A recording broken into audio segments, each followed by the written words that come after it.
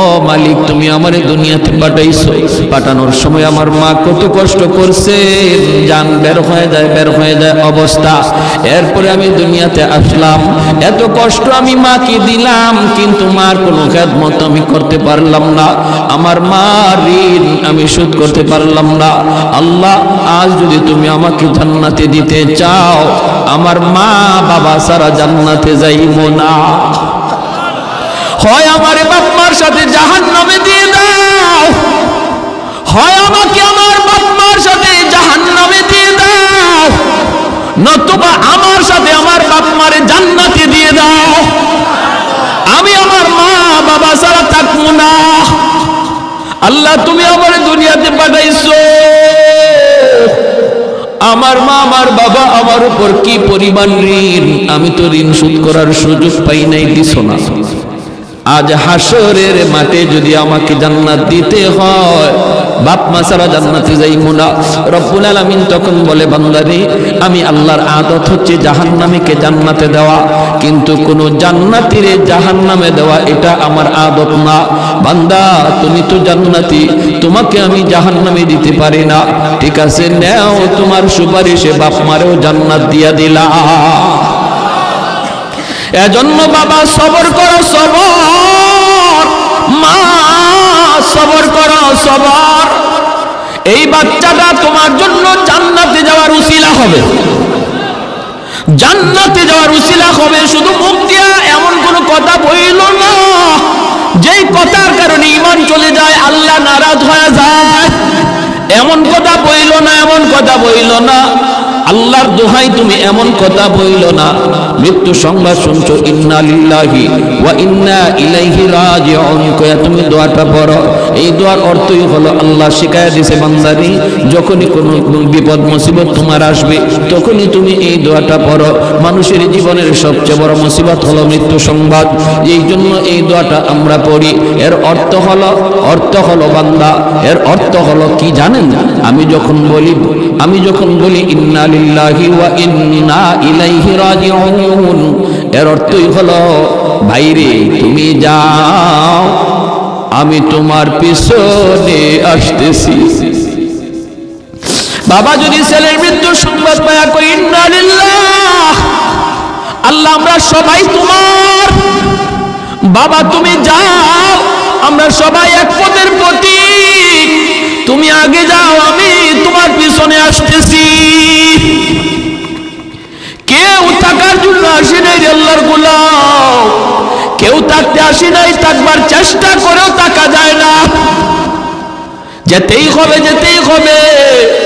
এজন্য সন্তানের মৃত্যু সংবাদ শোনার পরও তুমি না শুকরিমূলক কথা বইল না, আপনজন প্রিয়জনের কোন মৃত্যু সংবাদ শুইল না শুকরিমূলক কথা বইল না।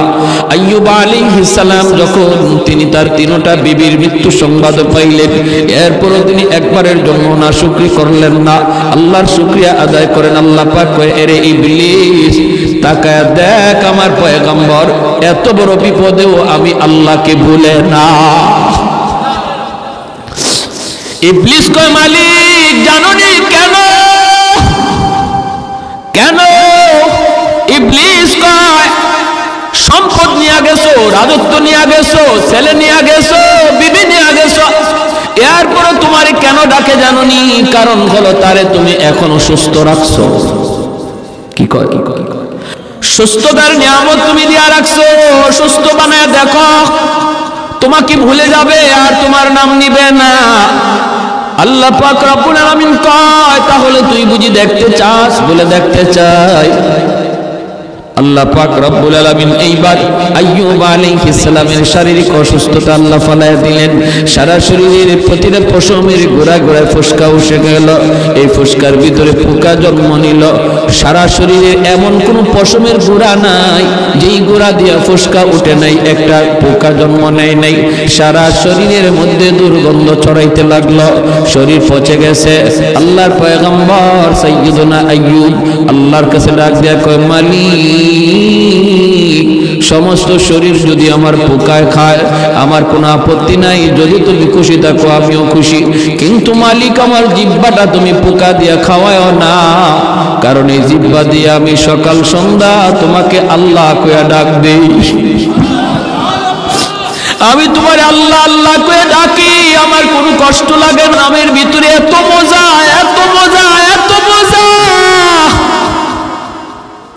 আল্লাহ পুরা দেহটাও যদি পোকায় খায় আমার জিহ্বাটা তুমি পোকা দিয়া খাওয়াও না।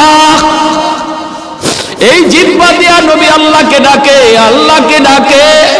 মানুষেরা কয় ও রহিমা তাড়াতাড়ি তাড়াতাড়ি করে তুমি স্বামী নিয়ে এলাকা ছেড়ে ভাগো, আমরা কেউ তার দুর্গন্ধে টিকতে পারি না। রহিমা তুমিও যদি পারো বাপের বাড়ি চলে যাও। আল্লাহর নবী সাইয়্যিদুনা আইয়ুব আলাইহিস সালামের বিবি রহিমা তিনিও সাধারণ কোনো মহিলা ছিলেন না, তিনিও একজন বাদশাহী পরিবারের মেয়ে, তিনিও একজন নবী পরিবারের মেয়ে।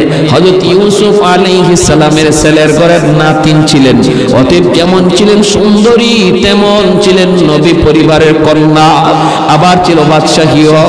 এত কিছু থাকার পরেও যখন আপনজন মানুষেরা কয় রহিমা তাড়াতাড়ি আইয়ুবকে চাইরা তুমি ভাগো, রহিমা কান্দার তোমরা কি কও গো, আমার স্বামী যদি রাজি থাকে আল্লাহর তৈরি জান্নাতের মেহমান আমি হব, আর যদি আমার স্বামী নারাজ থাকে আমার আমল লইয়াও জান্নাত পাব না। স্বামী যদি রাজি থাকে আল্লাহ পাক মহিলাকে জান্নাত দেয়। আল্লাহ নবী রহমতের নবী বলেন কোন স্বামী যদি মারা যায় এই অবস্থায় সে তার স্ত্রীর উপরে খুশি ছিল, এই স্ত্রী মরতে দেরি আল্লাহর তৈরি জান্নাত পাইতে দেরি হবে না। অথবা কোন স্ত্রী যদি আগে মারা যায় আর স্বামী যদি তার উপরে সন্তুষ্ট থাকে নবী বলেন মরতে দেরি জান্নাত পাইতে দেরি নাই। সুবহানাল্লাহ। এজন্য মায়ার নবী দয়ার নবী বলেন, মহিলাদের জন্য নবী বলেন, মা বোনদের জন্য আমার নবী বলেন চারটা জিনিসের হিসাব যদি কোনো মহিলা আল্লাহকে দিতে পারে আল্লাহ পাক তার জন্য জান্নাতের সবগুলি দরজা আল্লাহ ওপেন করে দিবে, আর বলবে যে কোনো জান্নাত দিয়া তুমি ঢুকো। আইয়ুমা ইমরাতিন ইদা সাল্লাত খামসাহা ওয়া সামাত শাহরাহা ওয়া হাফিজাত ফারজাহা ওয়া আতাআত বালাহা। বাইজিদ বুস্তামি রাহমাতুল্লাহি আলাইহি আল্লাহ জিজ্ঞেস করছিল ওনার ইন্তেকালের পর, একজন আল্লাহর ওলি স্বপ্নে দেখে, স্বপ্নে দেখে হুজুর কবরে কেমন আচরণ হয়েছে আপনার সাথে। উনি বলে কি কইমু, আমি আল্লাহ আমারে জিজ্ঞেস করে বাইজিদ কি লই আইছো, আমি কই আল্লাহ আমলের কথা কইয়া তো বাঁচা যাবে না, কারণ আমলের মধ্যে অনেক সমস্যা থাকতে পারে, নিয়ত যদি ভালো না থাকে আমল কবুল হবে না, আমল যদি সহি শুদ্ধভাবে না হয় নবীর তরিকায় না হয় তাহলেও কবুল হবে না। তো যাক আমলের কথা আর কই না। আল্লাহ যখন আমারে জিজ্ঞাসা বাইজিদ কি লই আইছো, তখন কই আল্লাহ ঈমানটা খাঁটি নির্ভেজাল ঈমান লই আইছি। আল্লাহ পাক রব্বুল আলামিন কয় বাইজিদ উযকুরুল লাইলাতাল লাবান, ঈমান তোমার নির্ভেজাল, কথাটা তুমি সুন্দর বলেছ, কিন্তু দুধের রাতের কথা ইয়াদ করো। এমনি উনার ইয়াদ হয়ে গেল কোন রাত, যেই রাতে তুমি দুধ পান করেছিলা আর পেটে তোমার সমস্যা হয়েছিল, আর তুমি বলেছিলে দুধের কারণে আমার পেট নষ্ট হয়ে গেছে। আরে ভাইজি একটু বলো তো দেখি, দুধের কি পেট খারাপ করার কোনো ক্ষমতা আছে নাকি? তাহলে ঈমানটা তোমার নির্ভেজাল হইল কেমন করে? ভাইজি তো মালিক ধরা খেয়ে গেলাম, কিছুই আনতে পারি নাই, খালি হাতে তোমার দরবারে এসেছি গো মালিক, একমাত্র তোমার দয়া মায়া ছাড়া মাপ পাওয়ার কোনো ব্যবস্থা নাই, কোনো সুযোগ নাই। আল্লাহ আমি তোমার দয়া চাই, তোমার মায়া চাই, দয়া মায়া ছাড়া আমি বাইজিদের বাঁচার কোনো উপায় নাই, কিছুই আনতে পারি নাই, কিছুই না। রব্বুল আলামিন তখন বলে বাইজিদ একদিন শীতের রাতে কনকনে শীত, প্রচন্ড শীত, বাহিরও শীত পড়ছে, শীত এত শীত মানুষও সব লেপের নিচে ঢুকছে, কম্বলের নিচে সবাই ঢুকছে। ওই অবস্থায় তুমি দেখতেছিলা একটা ছোট্ট বিড়ালের বাচ্চা কনকনে শীতের ভিতরে কাঁপতেছে, তার তো লেপের কোনো ব্যবস্থা নাই, তার তো কোনো কম্বলের ব্যবস্থা নাই। ওই ছোট বিড়ালের বাচ্চাটার প্রতি তোমার বড় মায়া লাগছিল, দয়া লাগছিল, বাচ্চাটারে আদর করে তুমি তোমার লেপের নিচে জায়গা দিছিলা। এ ভাইজি, তুমি যেমন আমি আল্লাহর মাখলুক, এই বিড়ালের বাচ্চাটাও আমি আল্লাহরই মাখলুক। আমি তোমাকে যেমন বানাইছি, বিড়ালটারও আমি আল্লাহই বানাইছি। আমার একটা মাখলুককে তুমি এত মায়া করার উসিলা আমি আল্লাহ তোমার জীবনের সব আমল কবুল কইরা জান্নাতের উঁচু মাকাম দান করলাম। হাসরের মাঠে একজন মানুষ জাহান্নামের ফয়সালা হয়ে যাবে, জাহান্নামের দিকে যায়, বারবার শুধু পিছনের দিকে তাকায়। আল্লাহ পাক রব্বুল আলামিন তারে ডাক দিয়ে আনবেন, বান্দা ফয়সালা হয়ে গেল তোমার জাহান্নাম, কিন্তু বারবার শুধু পিছনের দিকে আমি আল্লাহর দিকে তাকায় তুমি কি ভাবতেছ? যাইবা তো তুমি যাইবা, কিন্তু এক কদম তুমি দাও আর পিছনে শুধু আমি আল্লাহর দিকে তাকাও। ঘটনা কি, কি জন্য তুমি তাকাইতেছ? হাসরের মাঠে লোকটা তখন কইব, মালিক দুনিয়াতে উলামায়ে কেরামের জবানে শুনেছিলাম তুমি, তোমার নাম হলো রহমান, তোমার নাম হলো রহিম। আলেম উলামার জবানে শুনেছি আল্লাহ, হাসরের মাঠে তোমার কুদরতে কলিজায় 99 ভাগ দয়া মায়া থাকবে। ও মালিকা, আজ হাসরের ময়দানে আমার ফয়সালা হয়ে গেছে জাহান্নাম, আমি জাহান্নামের দিকে যাইতেছি, কিন্তু বারবার কেন জানি আমার মনে হয়, কেন জানি আমার অন্তরে আশা জাগে, আজকে তোমার দয়া মায়ার উসিলায় তুমি আমাকে মাফ করে দাও কিনা, এজন্য বারবার পিছনে তাকাইতেছি। আল্লাহ পাক ফেরেশতাদেরকে বলবেন, ফেরেশতারা আমার বান্দার কথা আমি আল্লাহর কাছে বড় ভালো লাগলো, তার জবাবটা আমি আল্লাহর বড় পছন্দ হয়েছে, অতএব তার আমলনামা আবার আমি আল্লাহকে তোমরা দেখাও। আল্লাহু আকবার, জোরে কর। যেই আমলনামা ওজনের কারণে নেকির পাল্লা হালকা, গুনার পাল্লা ভারী, আর তার ফয়সালা হয়েছে জাহান্নাম, ওই আমলনামাটা আমি আল্লাহ আবার নিজে দেখব, নিজেরই চেক করব। রব্বুল আলামিন তার আমলনামাটা নিজেই তিনি খুলবেন, খুইলে আল্লাহ পাক বলবে, বান্দারে ওই যে দেখা যায় আমলনামা আল্লাহ পাক ঘুরাইতেছে, কোন উসিলায় আল্লাহ তারে মাফ করবে আল্লাহ খুঁজতেছে, পাতা উল্টায় আর আল্লাহ উসিলা তালাশ করে। হঠাৎ করে মালিক কয়, বান্দা ওই যে দেখা যায় পশ্চিম সাতগাঁও নূরে মদিনা, এমনই মনে করেন কোন এক মাহফিলে তুমি বসা ছিলা, এই মাহফিলে তুমি কেন বসা ছিলে? এত ঠান্ডার ভিতরে কি ছিল সেখানে যাওয়া তোমার উদ্দেশ্য? তোমার ঘরের পরিবেশ ছিল আরামের, বিবি বাচ্চার কাছে তুমি থাকতে পারতা, কেন তুমি ওই জায়গায় বসে বসে তুমি কি শুনছিলা? কেন তুমি এই কষ্ট করে বসা ছিলা একটু বলো। তখন কইব, মালিক দুনিয়ার কোনো উদ্দেশ্য ছিল না, ওই জায়গায় গেলে পরে আমারে কেউ 500-1000 টাকা দিবে এমনও ছিল না। আল্লাহ কষ্ট করে বসা ছিলাম তুমি মাওলাকে পাওয়ার জন্য, তোমার কাছে জান্নাত পাওয়ার জন্য। আল্লাহ শুধু তোমাকে খুশি করার জন্য আমি ওই জায়গায় গিয়েছিলাম, বসা ছিলাম। রব্বুল আলামিন বলবে, বান্দারে আমি আল্লাহর আদত হচ্ছে মাফ করে দেওয়া, কিন্তু আমার নিজাম হচ্ছে উসিলা ছাড়া মাফ করি না। ওই দিনের মাহফিলে বসাকে উসিলা করে আজ হাসরের ময়দানে আমি আল্লাহ তোমার নাজাতের ফয়সালা দিয়া দিলাম। আর একটু জোরে বলে সুবহানাল্লাহ। মুসলমানের আওয়াজে বলেন সুবহানাল্লাহ। লা জিদ্দা ওয়ালা নিদ্দা ওয়ালা হাদ্দা লিমাওলা,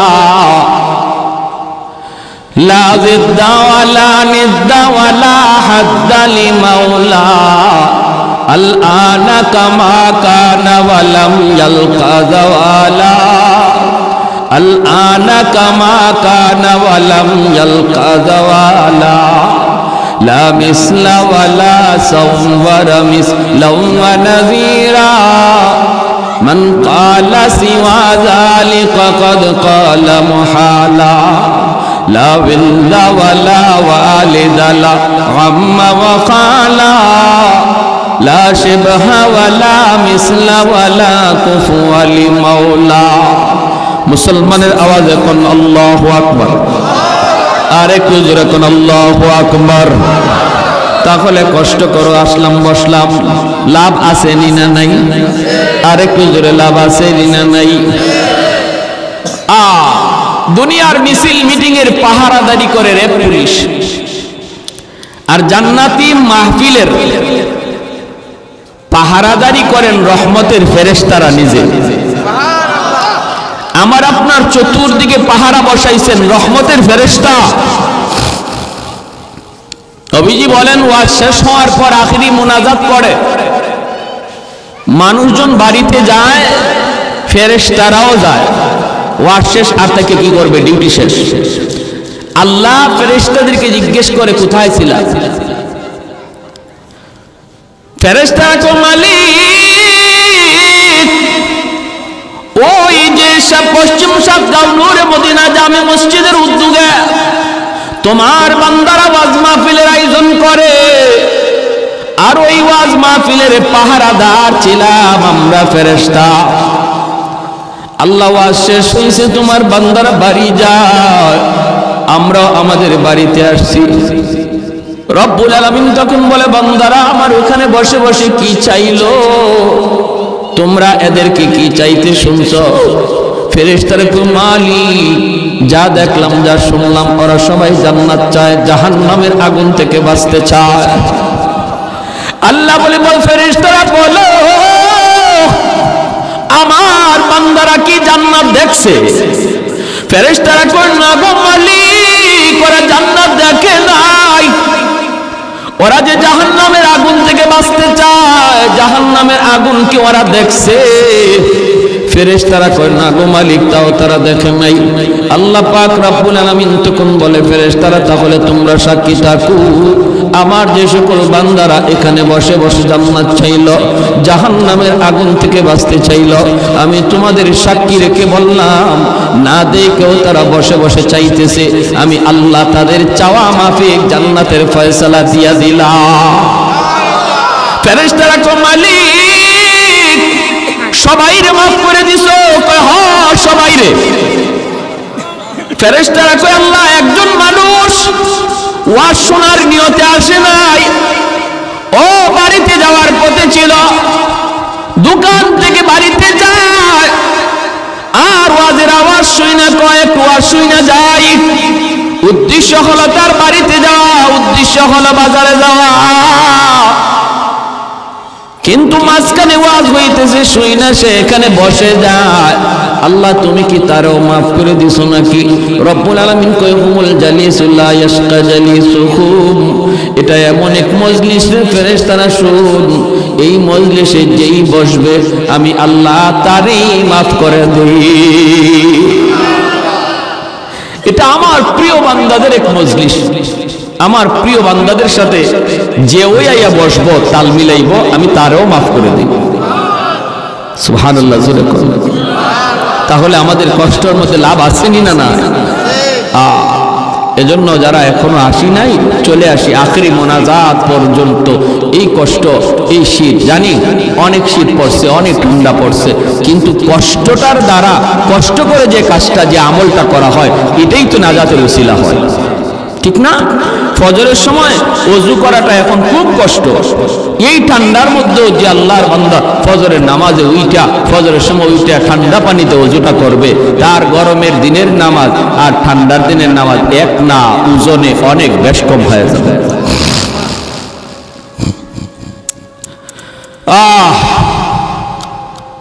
আমাদের সুখ দুঃখ, অভাব অনটন, বিপদ মুসিবত, সুস্থতা অসুস্থতা, সবকিছু দেওয়ার মালিককে। এই ইয়াকিন আছে তো নাকি নাই? সুখে থাকলে আল্লাহর প্রশংসা করব, দুঃখে পড়লেও প্রশংসা করব কার? গোলামি করব কার? যিনি সুখ দেয়, ইনি আবার দুঃখ দেয়, আবার যিনি দুঃখ দেয়, ইনি আবার দুঃখটা সরায়, নাকি কোনো দয়াল বাবার ক্ষমতা আছে? হ্যাঁ, বিপদে পড়ে গেছেন, কোনো মানুষের ক্ষমতা আছে? অসুস্থ হয়ে গেছেন, সুস্থ করার ক্ষমতা কারো আছে? কার? আরো জোরে আল্লাহ। হ্যাঁ, এজন্য সুখে দুঃখে প্রশংসা করব কার? আল্লাহ। সুখে দুঃখে প্রশংসা করব আল্লাহ। মানুষকে আল্লাহ সুস্থতা দিয়া পরীক্ষা নেয়, দেখি সুস্থতার হালতে সে শুকর গুজার হয় কিনা। সুখে থাকা অবস্থায় আল্লাহ পরীক্ষা নেয়, সুখে পইরাও সে আমাকে ডাকে কিনা। আবার বিপদ দিয়েও আল্লাহ পরীক্ষা নেয়, দেখি বিপদে পইরা আমার বান্দা সবর করে কিনা। ঠিক কিনা? বিপদে পইরা আমার বান্দা সবর করে কিনা। সুখে থাকতে যেমন ভাবে মসজিদে গেছে, বিপদে পইরাও সে মসজিদে যায় কিনা, এটা আল্লাহ দেখেন। বিপদগ্রস্ত মানুষের, অসুস্থ মানুষকে আল্লাহ পাক যখন দেখেন যে বিপদে পইরাও সে আমার গোলামি করে, আল্লাহ বলে অবাশশিরিস সাবিরিন, নবী গো সুসংবাদ শোনাও, ওই বিপদগ্রস্ত অসুস্থ মানুষটারে আমি আল্লাহ তার জন্য জান্নাত রেখে দিয়েছি। কিসের সুসংবাদ? জান্নাতের সুসংবাদ, জান্নাতের সুসংবাদ। এজন্য কষ্টে পড়লো, প্রচন্ড ঠান্ডার মধ্যে যে মানুষটা নামাজ পড়ে, আল্লাহ তার ব্যাপারেই নবীকে বলছেন সুসংবাদ দাও তারে। কিসের? জান্নাতের সুসংবাদ, জান্নাতের সুসংবাদ। সে তার পরীক্ষায় পাস, পরীক্ষায় পাস। এই কনকনে শীতের মধ্যে আল্লাহর পরীক্ষা চলছে, দেখি আমার কোন বান্দা এই ঠান্ডার মধ্যে ওযু কইরা আমি আল্লাহর কদমে সেজদা দেয়।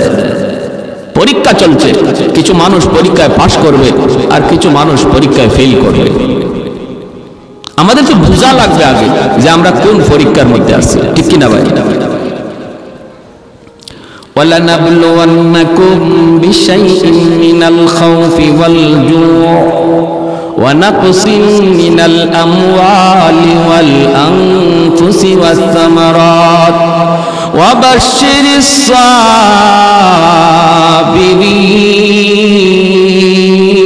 الصَّابِرِينَ। আল্লাহু আকবার। আল্লাহ বলেন আমি পরীক্ষা নেই, অবশ্যই আমি তোমাদের কাছ থেকে পরীক্ষা নেব, পরীক্ষা নেব।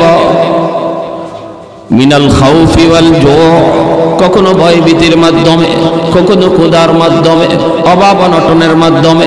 জানের উপরে মুসিবত আসবে, মালের উপরে মুসিবত আসবে, বিপদ আসবে, বিপদ আসবে, বিপদ আসবে। আল্লাহ পাক রব্বুল আলামিন ইমানদারের কাছ থেকে আল্লাহ পাক পরীক্ষা নিবেন, ইমানের পরীক্ষা নিবেন। কিসের ইমানের পরীক্ষা? কখনো তারে অসুস্থ দিয়া, কখনো তারে অভাবে ফেলাইয়া, কখনো তার এরকম ভাবে কোন রকম তার জানমালের উপরে বিপদ দিয়া আল্লাহ পাক ইমানদারের ইমানের পরীক্ষা নিবেনই নিবেন। এটা আল্লাহর কথা। আহাসিবান নাসু আইয়ুতরাকু আইয়াকুলু আমান্না ওয়া হুম লা ইফতানুন। আল্লাহ পাক বলেন মানুষ কি মনে করে সে বলবে আমি মুমিন, অথচ আমি আল্লাহ তার কাছ থেকে ইমানের পরীক্ষা নেব না, এটা কি মানুষ মনে করে? আল্লাহ বলেন না, এমনটা তোমরা মনে করো না। যদি বলো আমি মুমিন, অবশ্যই তোমার ইমানের পরীক্ষা তোমার জীবনে আসবে। কারো জন্য পরীক্ষা হবে সহজ, কারো জন্য পরীক্ষা হবে কঠিন। কারো জীবনে পরীক্ষা আসবে একবার, কারো জীবনে পরীক্ষা আসবে বারবার, ঠিক কিনা? ইমান যার যত, ইমান যার যত মজবুত, তার পরীক্ষা হবে তত কঠিন। নবীগণের ইমান ছিল সবচেয়ে বেশি মজবুত, এজন্য নবীগণের উপরে ইমানের পরীক্ষাও এসেছে সবচেয়ে বড় কঠিন। রে যুবক, আইয়ুব আলাইহিস সালাম আল্লাহর একজন বহু বড় পয়গম্বর, জলিলুল কদর পয়গম্বর। আল্লাহ তার সুস্থতার নিয়ামত দিয়েছেন 70 বছর। বিন্দু পরিমাণ তার 70 বছরের ভিতরে কোনো অসুস্থতা আসে নাই, একটা ঘাম বিচি পর্যন্ত তার 70 বছরের ভিতরে হয় নাই। আল্লাহ তার সমস্ত নিয়ামত আল্লাহ তারে দান করেছেন, বাদশাহীও তারে দান করেছেন, রাজত্ব আল্লাহ তারে দান করেছেন, নবুয়তিও আল্লাহ তারে দান করেছেন। 6টা যুবক, 6টা জোয়ান ছেলে আল্লাহ তারে দান করেছেন। অভাব অনটন বলতে কি জিনিস নবী বুঝতেন না, শুধু সুখ আর সুখ, শুধু শান্তি আর শান্তি। এই দিকে এক বাগান, ওই দিকে আরেক বাগান, এই দিকে মিল ফ্যাক্টরি, ওই দিকে কারখানা। এইভাবে এইভাবে চতুর্মুখী সব ধরনের নিয়ামত আল্লাহ তারে দান করলেন। 4টা বিবি অনেক সুন্দরী 4টা বিবিও আল্লাহ তারে দিলেন। এইভাবে চলছে, কিন্তু সুখে থাকা অবস্থায় নবী একটা মুহূর্তের জন্য আল্লাহকে ভুলেন না। আমাদের সমাজে কিছু মানুষ এমন পাওয়া যায়, বেশি সুখে পড়লে আল্লাহকে ভুলে যায়, ঠিক না? বেশি টাকার মালিক হলে পরে আল্লাহ মডার্ন হয়ে যায়। আলট্রা মডার্ন, যত টাকা বেশি হয় তত কাপড় শর্ট হয়, ঠিক না? হ্যাঁ, যত আর টাকার মালিক হয় ততই শুধু বেলাইনে বেপথে চলে যায়। কোটি টাকার মালিকের পোলা পান্ডে দেখা যায় রাত 2টা বাজে 3টা বাজে মদ খায়া ঘরে ঢুকে, নেশা করে ঘরে ঢুকে। কারণ কি? কারণ হলো টাকা খরচ করার জায়গা তো পায় না, এজন্য শয়তান তারে ভিন্ন পথে চালায়। আল্লাহ পাক রব্বুল আলামিন বলে, না, সুখে থাকা অবস্থায় আমার পয়গম্বর আমাকে একটা মুহূর্তের জন্য সে ভুলে না, আমার কদমে সে সেজদা দেয়। এইভাবে তিনি গোলামি করতেছেন। একবার ইবলিস ডাক দিয়া কয়, মালিক, তোমার পয়গম্বর আইয়ুব কেন তোমাকে এত ডাকে জানোনি? তোমার গোলামি কেন করে জানোনি? আল্লাহ বলে, কেন? কয়, খুব বেশি সুখে রাখছ, খুব বেশি আরামে রাখছ, অভাব বলতে কি জিনিস বুঝে না, এজন্যই সে তোমাকে ডাকে। ও মালিক, এজন্যই তোমাকে ডাকে, তোমার গোলামি করে, কারণ বিপদ কি জিনিস বুঝে না, অসুস্থতা কি জিনিস এখনো টের পায় না। আল্লাহ, অভাব কি জিনিস তোমার নবী বুঝে না, এজন্য তোমার গোলামি করে, অভাবে ফালা দেখো, বিপদ তারে দিয়ে দেখো, তোমার গোলামি আর করবে না। যদি কঠিন থেকে কঠিন বিপদ তুমি দাও, আমি ইবলিস বলতেছি তোমার পয়গম্বর আইয়ুব গোলামি করবে দূরের কথা, তোমার নাম পর্যন্ত ভুলে যাবে। নাউজুবিল্লাহ। আরে কুজরে কন্যা নাউজুবিল্লাহ, আরে কুজরে কন্যা নাউজুবিল্লাহ। কে কয়? ইবলিস কয়। কি কয়? কয় বিপদে ফেলায় দেখো, খুব সুখে আছে তো এজন্য তোমারে ডাকে, একটু বিপদে ফেলায় দেখো না কদ্দূর তোমারে ডাকে। আমার তো মনে হয় নামও ভুলে যেতে পারে। ইবলিসের কামই তো হইল আমাদের ক্ষতি করা, ঠিক না? ইবলিসের কামই হলো মানব জাতির ক্ষতি করা, কারণ সে এটা আল্লাহর কাছে লইয়েছে। কইছে, যে মানুষের কারণে আজ আমি জাহান্নামী, আমি ছিলাম মুআল্লিমুল মালাইকা, ফেরেশতাদের উস্তাদ, সেখান থেকে আমি লানতের তখ্ত গলায় নিয়ে আজকে জাহান্নামী হলাম এই মানুষের কারণে, এই আদমের কারণে। এই বনি আদম কেমন করে জান্নাতে যায়? আমি জান্নাতি মানুষে জাহান্নামী বানাইয়া এরা কেমনে জান্নাতি হয়, আমি ইবলিসও দেখব। নাউজুবিল্লাহ, জোরে কর। ইবলিসই চ্যালেঞ্জ করছে। আল্লাহ পাক রব্বুল আলামিন বলছে, ঠিক আছে তুই তোর চ্যালেঞ্জ দিয়ে থাক, ইল্লা ইবাদাকা মিনহুমুল মুখলাসিন, কিন্তু আমার যে সকল বান্দারা মুখলেস, যারা আমি আল্লাহকে ইয়াদ করে সব কাজ করে, যেখানে যায় সেখানে আমাকে সাথে রাখে, আমার ওই সকল বান্দারে তুই বিন্দু পরিমাণ ক্ষতি করতে পারবি না, ঠিক কিনা? দোকানে বসেও যে এই কথা ভাববে যে আমি মাপে কম দিতে পারি, কিন্তু কাস্টমাররে ফাঁকি দিলেও আল্লাহকে ফাঁকি দেওয়া যাবে না, এই মানুষটারে শয়তানে ক্ষতি করতে পারবে না। যে মানুষটা টেবিলে বসেও ভাববে যে আমি ঘুষের টাকা টেবিলের নিচ দিয়ে নিতে পারি, কেউ দেখবে না, দেখেন কে? আল্লাহ। যার অন্তরে এই ভয় আছে, সে কখনো টেবিলের নিচ দিয়েও ঘুষ নিবে না। আল্লাহ বলে, আমার ওই সকল বান্দাদের কোনো ক্ষতি করতে পারবে না। এই চ্যালেঞ্জ দিয়ে শয়তান আসছে।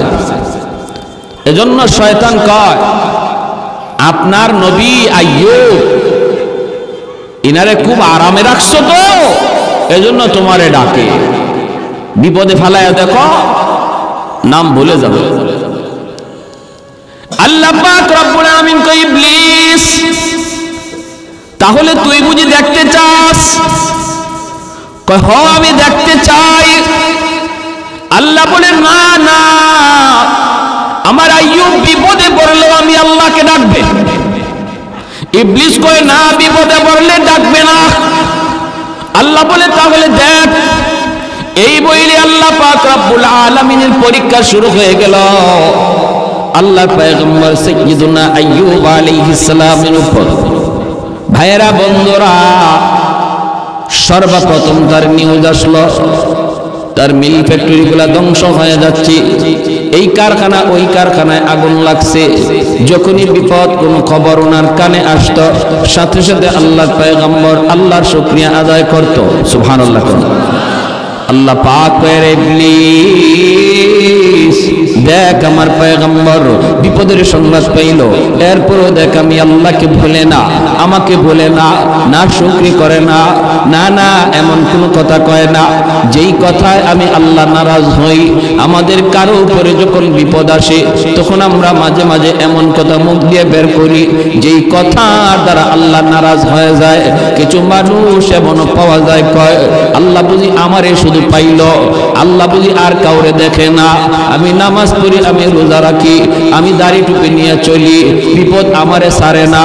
এই লোকটায় নামাজ পড়ে না, রোজা রাখে না, এর দিকে কোনো বিপদ আসে না, এত সুখী শান্তিতে আছে, তাহলে ঠিক আছে আজ থেকে আমিও আর নামাজ পড়ব না। নাউজুবিল্লাহ।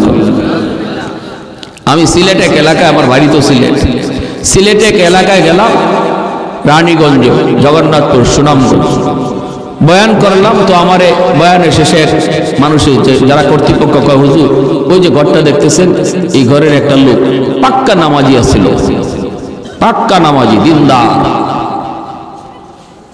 মা মুসিবতে পড়ছে। আমি তো বললাম ওই আল্লাহ ইমানদারের ইমানের পরীক্ষা নিবে মুসিবত দিয়া, ঠিক না? মুসিবতে পড়ছে, হয়তো একটা দুইটা মুসিবত তার উপরে আসছে। হঠাৎ করে একদিন দেখা যায় বাজারে চিল্লায় চিল্লায় কয়, আল্লাহ কি আমারই শুধু খালি দেখে, আমারই শুধু পাইল? তো নামাজ পড়ে লাভ হইল কি? আল্লাহর বন্দেগী করে লাভ হইল কি যদি খালি আল্লাহ আমারই বিপদ দেয়? যে নামাজ পড়ে না হেইদি ভালো আছে। নাউজুবিল্লাহ। যে হালাল হারাম মানে না, সুদ খায় ঘুষ খায়, হেইদি ভালো আছে। এই কথা বলতেছে, মানুষ বলতেছে ভাই এই কথা কয় না, কয় রাখ, কয় না আমি কম বুঝি না। এই কথা কইয়া মুরতাদ হয়ে গেছে, একদম মসজিদ সারা হয়ে গেছে, দাড়িটা পর্যন্ত ফালাই দিছে। নাউজুবিল্লাহ। জোরে হুজুর আমরা দেখছি কিছুদিনের পর কিছুদিনের ভিতরেই তার শরীরে পচন শুরু হয়েছে, হাত পা, এমনকি নবীর সুন্নত যে দাড়িটা ছিল এই দাড়িটা কাটার কারণে পুরা মুখটা তার ফচ্ছে গেছে, পুরা মুখ পচন করছে। এ আল্লাহর বান্দা শোনো, আমি একটা ইবাদত, আল্লাহর একটা গোলামি পারতেছি না, কিন্তু আমি মনে মনে দুর্বল, আমি আল্লাহর কাছে আসামি। আল্লাহ আমি এটা করা দরকার ছিল, আল্লাহ আমি পারতেছি না, আল্লাহ তুমি আমারে মাফ করো, আমারে করার তৌফিক দাও, আল্লাহ আমারে দাড়িটা রাখার তৌফিক দাও, দাড়িটা রাখা দরকার। এইভাবে যদি একটা মানুষের অন্তরে এরকম ভাবে অপরাধী ভাব থাকে, আল্লাহ তারে একদিন দাড়ি রাখার তৌফিক দিয়ে দিবে। কিন্তু একজন মানুষ যদি দাড়ি, আবার কি দাড়ি না রাখলে কি হয়েছে, এই ধরনের কথা যদি কয়, সাথে সাথে সে বেঈমান হয়ে যায়, সাথে সাথে বেঈমান। এজন্য আল্লাহ নবী বলেছেন একটা জমানা আসবে এমন, যেই জমানায় সকালবেলা মুমিন, বিকালে হবে কাফির। সে কোন কথার কারণে কাফির হইছে এটা নিজেও বুঝবে না। ইউসবিহুর রাজুলু মুমিনা ওয়া ইউমসি কাফিরা। আল্লাহ নবী বলেন সকাল বিকালে তার ঈমান উলটপালট হবে, সে বুঝবে না এই ধরনের কথার দ্বারা। আমি মসজিদে যাইতে পারি না, আল্লাহ আমাকে তুমি জামাতে নামাজ পড়ার তৌফিক দাও, এই কথা বলা, আল্লাহ আমার সুযোগ তৈরি করে দাও, আল্লাহ আমি বহুত বড় অপরাধী, আল্লাহ আমি গুনাহটা এখনো ছাড়তে পারতেছি না, আল্লাহ আমারে ছাড়ার তৌফিক দাও, এই কথা যে মানুষটা অন্তর থেকে কয়, আল্লাহ তার মৌতের আগে আগে গুনাহ থেকে মুক্ত কইরা আল্লাহ তার ওলি বানায়া কবরে নেয়। আর গাওরামি করলে এর মরণ হয় বেঈমানের হালতে। এজন্য ইসলামের কোন বিধান নিয়ে গাউরামি করা যাবে না, বা কেউ করতেছে তার টিটকারি করা যাবে না। দাড়িওয়ালা একজন মানুষ ভুল করতে পারে, কিন্তু যদি আমি বলি ইজাদ দাড়ি রেখে কি হইতো, দাড়ি রেখে মিথ্যা কথা কয়, আপনি দাড়ির উপরে কথা বললেন কেন? এরকম দাড়ি রেখে কি হইতো, এরকম নামাজি হয়ে কি হইতো? এই ধরনের কথা বলার দ্বারা ওই যে নবী বলছেন সকালে ছিল ইমানদার, বিকালে হয়ে গেছে কাফির। বুঝে আসছে ভাই? বুঝছেন? একজন আলেম ভুল করতে পারে, একজন আলেম ভুল করতে পারে, কিন্তু আলেমের ভুলের কারণে যদি কেউ হয়, মোল্লা মুন্সি হইয়া কি উঠে? মোল্লা মৌলবী একটাও ভালো না, মৌলবী জাতি ভালো না, তাহলে ওই কি জানেন? রাইসুল মুফাসসিরিন আব্দুল্লাহ ইবনে আব্বাস রাদিয়াল্লাহু তাআলা এই উম্মতের ভিতরে যিনি সবচেয়ে বড় মুফাসসির ছিলেন, যিনি আল্লাহর কালাম সবচেয়ে বেশি বুঝছেন, আমার নবীর আপন চাচাতো ভাই রাইসুল মুফাসসিরিন আব্দুল্লাহ ইবনে আব্বাস রাদিয়াল্লাহু তাআলা আনহু বলেন, এ যত বড় হাজী হোক, যত বড় নামাজি হোক, মরণের সময় বেঈমান হইয়া মরবে, আর কবরে রাখার পরে তার মুখটা যদি মানুষ কিবলামুখী কইরাও রাখে, আমি চ্যালেঞ্জ দিয়া বললাম, আমি আব্দুল্লাহ চ্যালেঞ্জ দিয়া বললাম, কবর খুদো, এখন দেখো তার চেহারা অটোমেটিক কিবলা থেকে ঘুরে গেছে, কিবলা থেকে ঘুরে গেছে। যারা উলামায়ে কেরামের উপরে, আলেম সমাজের উপরে খারাপ ধারণা রাখে, আব্দুল্লাহ ইবনে আব্বাস বলেন, আমি আব্দুল্লাহ কসম করে বলি, তোমরা তার কবর খুঁজো, দেখবা পশ্চিম দিকে তার কিবলা নাই, তার মুখ নাই, তার মুখ অটোমেটিক ঘুরে গেছে কিবলা থেকে। সাবধান। এজন্য আমার ভাইয়েরা, বন্ধুরা, কথা বলতে হিসাব করে বলতে হবে। জবান যত কম চালাবো তত মুক্তি পাবো। মান সমাতা নাজা, যে কথা কম বলবে সে তত মুক্তি পাবে, যে কথা তত বেশি বলবে সে তত বেশি ধরা খাবে। আল্লাহ পাক কয়, ইবলিস, এই যে দেখ, আমার আইয়ুব বিপদের সংবাদ শোনার পর আমি আল্লাহকে ভুলে না, সুখে থাকতে আমারে যেইভাবে ডাকছে, বিপদে পড়লেও আমারে ওইভাবেই ডাকে। আল্লাহু আকবার। সুখে থাকা অবস্থায় যেইভাবে আমার কদমে সেজদা দিছে, বিপদে পড়ার পরেও আমার কদমে সেজদা দেয়। অতএব তুই কি বললি আর কি দেখতেছি? ইবলিস কয়, মালিক, ও মালিক, কেন তোমারে সেজদা দেয় জানোনি? বিপদের সংবাদ শুই না তো কোনো লাভ নাই, রাজত্ব এখনো আছে। আল্লাহ পাক রব্বুল আলামিন রাজত্বটাও আল্লাহ কেড়ে নিয়ে নিলেন। এরপরও নবী আল্লাহকে ডাকে, আল্লাহর কদমে সেজদা দেয়। ইবলিস কয়, সব কিছু নিয়ে গেছে, এরপরে তোমারে ডাকে কেন জানোনি? কারণ হলো এখনো তার 6টা ছেলে আছে, জোয়ান ছেলে। এই 6টা ছেলে যেই বাবার আছে, এই বাবার আবার টেনশন কিসের? একদিকে যাবে আরেক দিকে জুড়াবে, একদিকে ক্ষয় হবে আর একদিকে আয় হবে। কারণ 6টা ছেলে আছে জোয়ান, তরতাজা টাটকা যুবক। এজন্যই নবী তোমার শুকরিয়া আদায় করে, এজন্যই এখনো তোমার গোলামি করে। ইবলিস কত বড় শয়তান চিন্তা করেন। পরীক্ষা কঠিন করতেছে না?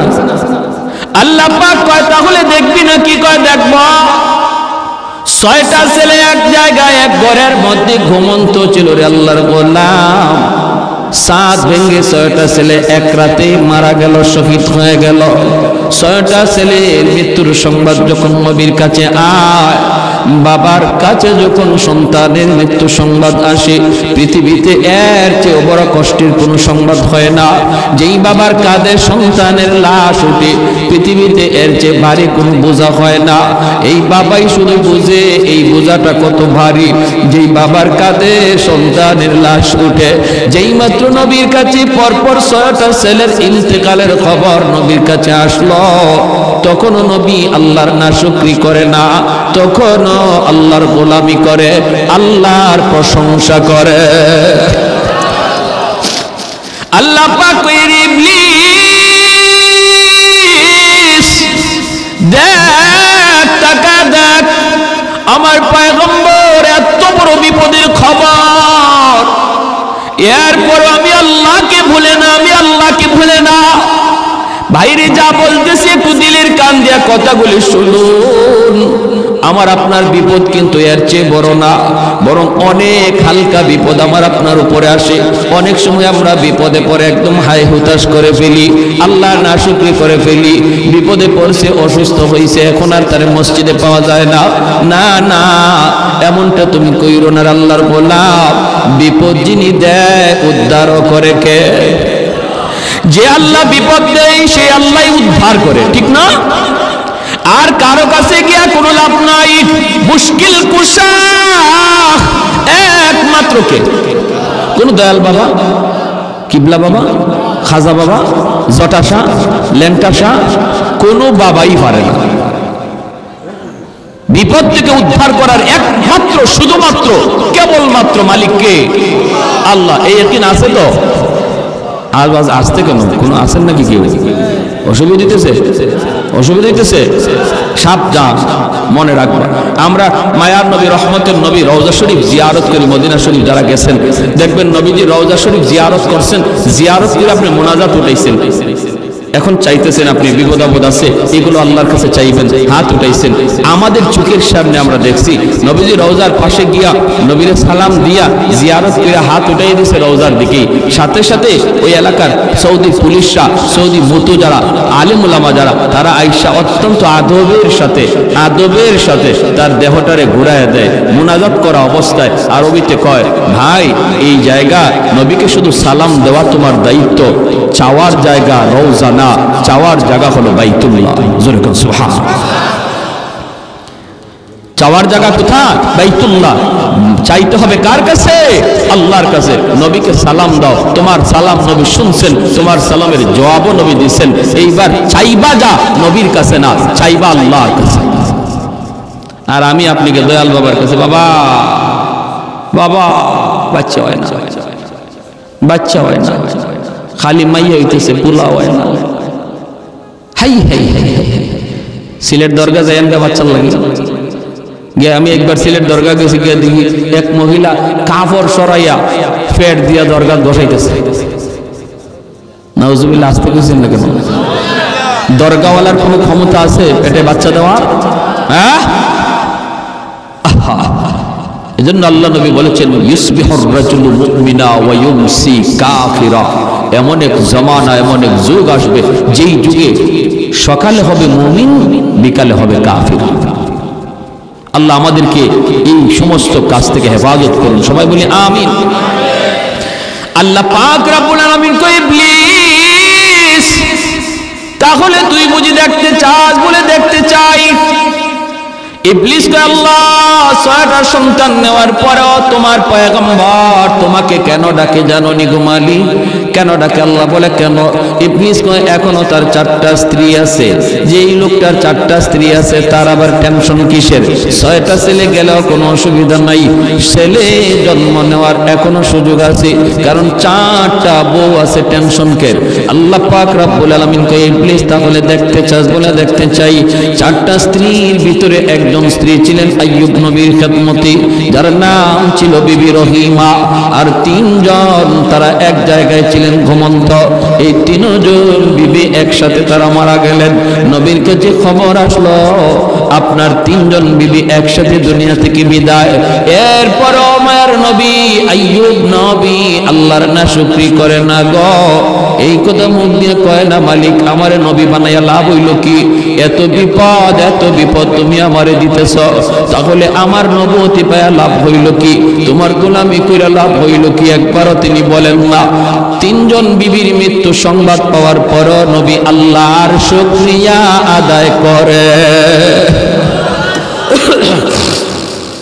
ও আমার মা বোনেরা, খেয়াল করে শোনো গো মা, তোমার আমার বিপদ এর চেয়ে বড় নয়, সমানও নয়, এর চেয়ে 1000 গুণ ছোট, এর চেয়ে হাজার গুণ ছোট। ছোট্ট বাচ্চারা মারা গেছে, কলিজার টুকরা সন্তান তোমার মারা গেছে। না না না, শুকরি করবা না। নাবালিগ অবস্থায় যার বাচ্চা মারা যায়, ওই বাচ্চাগুলিকে আল্লাহ পাক রব্বুল আলামিন কিয়ামতের ময়দানে বাপ মার জন্য বহুত বড় সুপারিশকারী বানায়। বাচ্চাগুলি আল্লাহর কাছে ডাক দেয়া কয়, মালিক ও মালিক, তুমি আমারে দুনিয়াতে পাঠাইছো, পাঠানোর সময় আমার মা কত কষ্ট করছে, জান বের হয়ে যায় অবস্থা। এরপরে আমি দুনিয়াতে আসলাম, এত কষ্ট আমি মাকে দিলাম, কিন্তু মার কোনো খেদমত আমি করতে পারলাম না। আমার মার ঋণ আমি শোধ করতে পারলাম না। আল্লাহ, আজ যদি তুমি আমাকে জান্নাতে দিতে চাও, আমার মা বাবা সারা জান্নাতে যাইব না। হয় আমার বাপ মার সাথে জাহান্নামে দিয়ে দাও, হয় আমাকে আমার বাপ মার সাথে জাহান্নামে দিয়ে দাও, নতুবা আমার সাথে আমার বাপ মারে জান্নাতে দিয়ে দাও। আমি আমার মা বাবা ছাড়া থাকবো না। আল্লাহ তুমি আমার দুনিয়াতে পাঠাইছো, আমার মা আমার বাবা আমার উপর কি পরিমাণ ঋণ, আমি তো ঋণ শোধ করার সুযোগ পাই নাই, দিছো না। আজ হাসরের মাঠে যদি আমাকে জান্নাত দিতে হয়, বাপ মা ছাড়া জান্নাতে যাইবো না। রব্বুল আলামিন তখন বলে, বান্দারে আমি আল্লাহর আদত হচ্ছে জাহান্নামীকে জান্নাতে দেওয়া, কিন্তু কোন জান্নাতীরে জাহান্নামে দেওয়া এটা আমার আদত না। বান্দা তুমি তো জান্নাতি, তোমাকে আমি জাহান্নামে দিতে পারি না, ঠিক আছে নাও তোমার সুপারিশে বাপ মারেও জান্নাত দিয়া দিলা। এজন্য বাবা সবর করো, সবর, মা সবর করো, সবর। এই বাচ্চাটা তোমার জন্য জান্নাতে যাওয়ার উসিলা হবে, জান্নাতে যাওয়ার উসিলা হবে। শুধু মুখ দিয়া এমন কোন কথা বইল না যেই কথার কারণে ঈমান চলে যায়, আল্লাহ নারাজ হয়ে যায়, এমন কথা বইল না, এমন কথা বইল না। আল্লাহর দোহাই তুমি এমন কথা বইল না। মৃত্যু সংবাদ শুনছো, ইন্না লিল্লাহি ওয়া ইন্না ইলাইহি রাজিউন কয়া তুমি দোয়াটা পড়ো। এই দোয়ার অর্থই হলো আল্লাহ শিখায়া দিয়েছে, বান্দারি যখনই কোনো বিপদ মুসিবত তোমার আসবে তখনই তুমি এই দোয়াটা পড়ো। মানুষের জীবনের সবচেয়ে বড় মুসিবত হলো মৃত্যু সংবাদ, এই জন্য এই দোয়াটা আমরা পড়ি। এর অর্থ হলো বান্দা, এর অর্থ হলো কি জানেন? আমি যখন বলি ইন্না লিল্লাহি ওয়া ইন্না ইলাইহি রাজিউন, এর অর্থই হলো ভাইরে তুমি যাও, আমি তোমার পিছনে আসতেছি। বাবা যদি ছেলের মৃত্যুর সংবাদ পায়া কই ইন্না লিল্লাহ, আল্লাহ আমরা সবাই তোমার, বাবা তুমি যাও, আমরা সবাই এক পথের প্রতীক, তুমি আগে যাও, আমি তোমার পিছনে আসতেছি। কেউ থাকার জন্য আসি নাই আল্লাহর গোলাম, কেউ থাকতে আসি নাই, থাকবার চেষ্টা করেও থাকা যায় না, যেতেই হবে, যেতেই হবে। এজন্য সন্তানের মৃত্যু সংবাদ শোনার পরও তুমি না শুকরিমূলক কথা বইল না, আপনজন প্রিয়জনের কোন মৃত্যু সংবাদ শুইল না শুকরিমূলক কথা বইল না। আইয়ুব আলাইহিস সালাম যখন তিনি তার তিনটা বিবির মৃত্যু সংবাদ পাইলেন, এরপরও তিনি একবারের জন্য না শুকরি করলেন না, আল্লাহর শুকরিয়া আদায় করেন। আল্লাহ পাক কয়, এরে ইবলিস তাকায় দেখ আমার পয়গম্বর এত বড় বিপদেও আমি আল্লাহকে ভুলে না। ইবলিস কয়, মালিক জানোনি কেন? কেন? ইবলিস কয়, সম্পদ নিয়ে গেছো, রাজত্ব নিয়ে গেছো, ছেলে নিয়ে গেছো, বিবি নিয়ে গেছো, এরপরে তোমার কেন ডাকে জানোনি? কারণ হলো তারে তুমি এখনো সুস্থ রাখছো। কি কয়? এখনো তারে সুস্থতার নিয়ামত তুমি তারে দিয়া রাখছো, দেহটা তার পুরোপুরি সুস্থ। যার দুইটা হাত আছে সে কোনো গরিব না, যার দুইটা পা সুস্থ আছে সে গরিব না, সে গরিব হতে পারে না, অসহায় হতে পারে না। সুস্থ দুইটা হাত যার আছে সে কোনোদিন অসহায় না, ঠিক কিনা জোরে কও? সুস্থতার নিয়ামত তুমি দিয়া রাখছো, সুস্থ বানায় দেখো, তোমাকে ভুলে যাবে আর তোমার নাম নিবে না। আল্লাহ পাক রব্বুল আলামিন কয়, তাহলে তুই বুঝি দেখতে চাস? বলে দেখতে চাই। আল্লাহ পাক রব্বুল আলামিন এইবার আইয়ুব আলাইহিস সালামের শারীরিক অসুস্থতা আল্লাহ ফালায়া দিলেন। সারা শরীরের প্রতিটা পশমের গোড়ায় গোড়ায় ফোসকা উঠে গেল, এই ফোসকার ভিতরে পোকা জন্ম নিল। সারা শরীরে এমন কোন পশমের গোড়া নাই যেই গোড়া দিয়া ফোসকা উঠে নাই, একটা পোকা জন্ম নেয় নাই। সারা শরীরের মধ্যে দুর্গন্ধ ছড়াইতে লাগলো, শরীর পচে গেছে। আল্লাহর পয়গম্বর সাইয়্যিদুনা আইয়ুব আল্লাহর কাছে ডাক দিয়া কয়, মালিক সমস্ত শরীর যদি আমার পোকায় খায় আমার কোনো আপত্তি নাই, যদি তুমি খুশি থাকো আমিও খুশি, কিন্তু মালিক আমার জিহ্বাটা তুমি পোকা দিয়া খাওয়াও না, কারণ এই জিহ্বা দিয়ে আমি সকাল সন্ধ্যা তোমাকে আল্লাহ কইয়া ডাক দেই, আমি তোমার আল্লাহ আল্লাহ কয়ে ডাকি, আমার কোনো কষ্ট লাগে না, নামের ভিতরে এত মজা, এত মজা, এত মজা। আল্লাহ পুরা দেহটাও যদি পোকায় খায়, আমার জিহ্বাটা তুমি পোকা দিয়া খাওয়াও না। এই জিহ্বা দিয়া নবী আল্লাহকে ডাকে, আল্লাহকে ডাকে। মানুষেরা কয়, ও রহিমা, তাড়াতাড়ি তাড়াতাড়ি করে তুমি স্বামী নিয়ে এলাকা ছেড়ে ভাগো, আমরা কেউ তার দুর্গন্ধে টিকতে পারি না। রহিমা, তুমিও যদি পারো বাপের বাড়ি চলে যাও। আল্লাহর নবী সাইয়্যিদুনা আইয়ুব আলাইহিস সালামের বিবি রহিমা, তিনিও সাধারণ কোনো মহিলা ছিলেন না, তিনিও একজন বাদশাহী পরিবারের মেয়ে, তিনিও একজন নবী পরিবারের মেয়ে। হযরত ইউসুফ আলাইহিস সালামের ছেলের ঘরের নাতিন ছিলেন। অতএব যেমন ছিলেন সুন্দরী, তেমন ছিলেন নবী পরিবারের কন্যা, আবার ছিল বাদশাহীও। এত কিছু থাকার পরেও যখন আপনজন মানুষেরা কয়, রহিমা তাড়াতাড়ি আইয়ুবকে চাইরা তুমি ভাগো, রহিমা কান্দার কয়, তোমরা কি কও গো? আমার স্বামী যদি রাজি থাকে, আল্লাহর তৈরি জান্নাতের মেহমান আমি হব। আর যদি আমার স্বামী নারাজ থাকে, আমার আমল লইয়াও জান্নাত পাব না। স্বামী যদি রাজি থাকে, আল্লাহ পাক মহিলাকে জান্নাত দেয়। আল্লাহ নবী রহমতের নবী বলেন, কোন স্বামী যদি মারা যায়, এই অবস্থা সে তার স্ত্রীর উপরে খুশি ছিল, এই স্ত্রী মরতে দেরি, আল্লাহর তৈরি জান্নাত পাইতে দেরি হবে না। অথবা কোন স্ত্রী যদি আগে মারা যায় আর স্বামী যদি তার উপরে সন্তুষ্ট থাকে, নবী বলেন মরতে দেরি, জান্নাত পাইতে দেরি নাই। সুবহানাল্লাহ। এজন্য মায়ার নবী, দয়ার নবী বলেন, মহিলাদের জন্য নবী বলেন, মা বোনদের জন্য আমার নবী বলেন, চারটা জিনিসের হিসাব যদি কোনো মহিলা আল্লাহকে দিতে পারে, আল্লাহ পাক তার জন্য জান্নাতের সবগুলি দরজা আল্লাহ ওপেন করে দিবে, আর বলবে যে কোনো জান্নাত দিয়া তুমি ঢুকো। আইয়ুমা ইমরাতিন ইদা সাল্লাত খামসাহা ওয়া সামাত শাহরাহা ওয়া হাফিজাত ফারজাহা ওয়া আতাআত বালাহা। এক নম্বরে নবী বলেন, নামাজের হিসাব যদি আল্লাহর কোনো বান্দি আল্লাহকে দিয়ে দেয়। দুই নম্বরে রোজার হিসাব যদি আল্লাহকে দিয়া দেয়।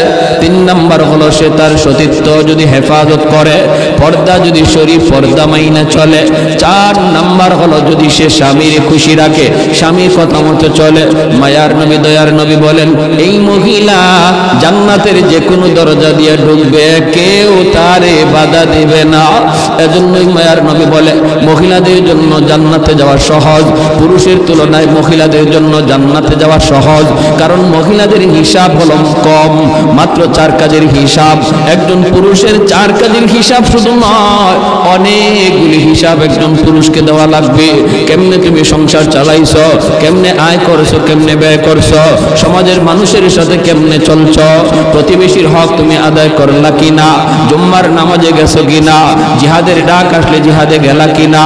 হিসাব কিতাব অনেকগুলি দেওয়া লাগবে, অনেক পুরুষকে দেওয়া লাগবে। কিন্তু মহিলার উপরে এত কোনো প্রশ্ন নাই। ঘরের টাকা কেমনে আসলো, কেমনে ব্যয় হলো, আল্লাহ কোনো মহিলাকে আল্লাহ জিগাবে না, জিগাবে পুরুষকে। এজন্যই মায়ার নবী বলেন, মহিলারা দুনিয়াতে আল্লাহর ওলি হওয়ার লাইনে, আল্লাহর ওলি হওয়ার লাইনে পুরুষের চেয়ে অর্ধেক পথ আগায়া থাকে, অর্ধেক পথ আগায়া থাকে। পুরুষ যদি 100 মার্কের মধ্যে 100 মার্কই কামাই করতে হয় পুরুষের আল্লাহর ওলি হওয়ার জন্য, কিন্তু মহিলাকে আল্লাহ পাক রব্বুল আলামিন 100 মার্ক কামাই করতে আল্লাহ বলে না। আল্লাহ কয় মহিলাদেরকে, মা বোনেরা, আল্লাহর নবী জানাইছেন, তুমি মাত্র 50 মার্ক কামাই করবা, আর 50 নাম্বার আল্লাহ তোমাকে দয়া কইরা দিয়া দিছে। শুধু মহিলা হওয়ার কারণে আল্লাহ মহিলাকে নিজে দয়া কইরা 50 নাম্বার দিয়া দিছে জন্মসূত্রে, আর বলছে তুমি বাকি 50 নাম্বার কামাই করো, মাত্র 4 কাজের হিসাব দাও। এরপর নবী বলেন, জাহান্নামে আমি মহিলাদেরকে বেশি দেখেছি। জান্নাতে যাওয়া মহিলাদের জন্য সহজ। এরপর নবী কয়, মেরাজের রজনীতে আমি জাহান্নামে মহিলাদের সংখ্যা বেশি দেখছি। ইয়া মাশারান নিসা তাসাদদাকনা। মেরাজের সফর থেকে নবী আসার পরেই মহিলাদেরকে ডাক দিয়ে নবী বলেন, মা বোনেরা কোথায় আছো, তাড়াতাড়ি করে তোমরা জমা হও, কারণ তোমাদের জন্য খারাপ খবর, আমি জাহান্নামে তোমাদেরকে বেশি দেখছি। অতএব তোমরা বেশি বেশি করে আল্লাহর রাস্তায় দান করো। আল্লাহর রাস্তায় মা বোনদেরকে মায়ার নবী বলছেন তাসাদ্দাকনা, তোমরা বেশি বেশি করে দান করো, আল্লাহর গুসা থামাও। আল্লাহর রাস্তায় দান করলে আল্লাহর গুসা থেমে যায়, আল্লাহর রাগ থেমে যায়, আল্লাহর গুসার মধ্যে পানি ঢালা হয় যদি কেউ আল্লাহর রাস্তায় দান করে। এজন্য নবী কয় মহিলারা বেশি বেশি করে দান করো। শাড়ি তোমার 5টা আছে, একটা শাড়ি গরিবরে দিয়া দাও, দিয়া দাও। নামাজ পড়তে পারে না আল্লাহর এক বান্দি, কাপড় নাই, তোমার তো 5টা 6টা ব্রিফকেসের ভিতরে এমনি পড়ে আছে আল্লাহর বান্দি। ঈদে ঈদে আর শাড়ি কেনার দরকার নাই, ঈদের দিনে ব্রিফকেস কইলা নতুন শাড়িটা একজন গরিবকে দান করো। নবী বলেন এইভাবে মা বোনরা যদি দান সদকা বাড়ায়, আমি নবী বললাম তার আর জাহান্নামে যাওয়া লাগবে না, আল্লাহ জান্নাতের মেহমান বানাবে। ঠিক কি না? রহিমা তুমি চলে যাও। তিনি বলেন না, তোমাদের নাকে দুর্গন্ধ লাগলেও আমার স্বামীর গায়ের দুর্গন্ধ আমার নাকে লাগে না। আমি দুর্গন্ধ টের পাই না, টের পাই না। আমার স্বামীর খেদমত ছেড়ে আমি কোথাও যাব না, যাব না। ও আমার মা বোনেরা একটু খেয়াল করে শোনো, স্বামীর খেদমত কেমনে করতে হয়। স্বামীরে খুশি করার দ্বারা আল্লাহ তোমার উপর খুশি হয়। আল্লাহু আকবার জোরে কর। কিন্তু সেটা হালাল পথে, হারাম পথে নয়। স্বামী যদি কয় মার্কেটে চলো বুরকা সারা, এটা তুমি স্বামীর সাথে প্রোডাকশন করো। তুমি কইরো স্বামী গো বুরকা সারা বেপরদায় আমাকে তুমি বের কইরো না। স্বামী যদি কয় আমার দোস্ত আইছে তুমি চাল হয়ে যাও, তুমি পরিষ্কার বইলা দিও স্বামী গো তোমার দোস্তের সামনে যাওয়া আমার জন্য হারাম। ঠিক না? শহরে আছে, গ্রামে একটু কম, শহরে তো ও আল্লাহ, দোস্ত যদি আয়, ফ্রেন্ড যদি আয়, তাহলে ম্যাডাম গিয়া সাদে।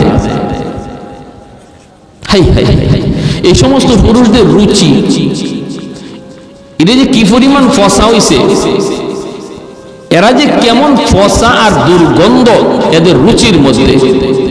নিজের বউটারে যখন পরপুরুষের সামনে ইচ্ছা করে পাঠায়, অবাক লাগে।